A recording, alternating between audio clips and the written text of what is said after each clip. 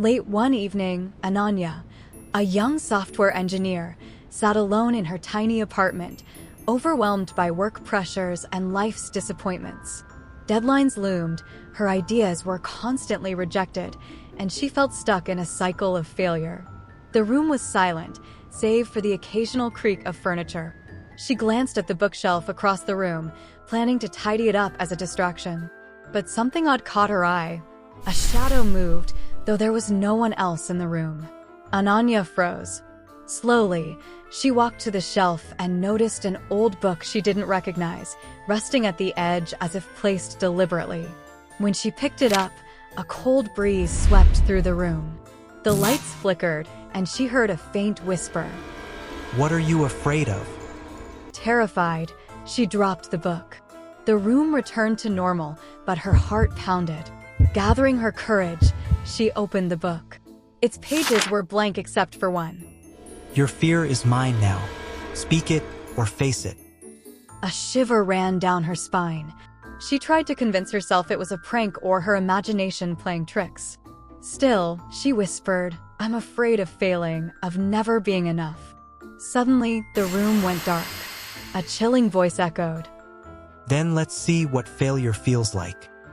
The temperature dropped, and shadows swirled around her, showing terrifying visions.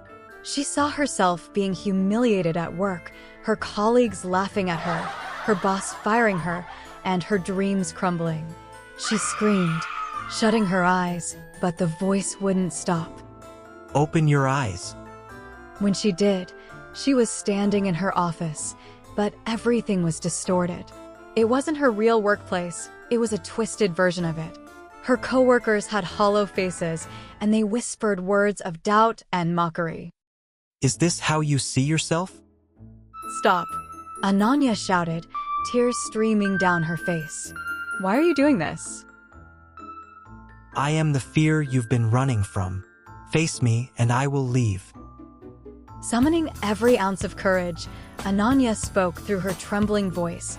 I am scared, yes, but I won't let it control me anymore. I will try, even if I fail. The shadows faded, and the distorted office dissolved. She was back in her apartment, the book lying harmlessly on the floor. But this time, it looked different. Its pages were filled with encouraging words. Courage is not the absence of fear. It is moving forward despite it. The next day at work, Ananya took her first step. She raised her hand during a meeting and shared an idea. Her voice shook, but she did it. Over the weeks, she pushed herself further, little by little, breaking free from the fear that once held her back. One evening, she returned home to find the book gone. But she didn't need it anymore. She had faced the ghost of her fear and won. Moral of the story: fear often feels like a monster, but it only has power if you let it.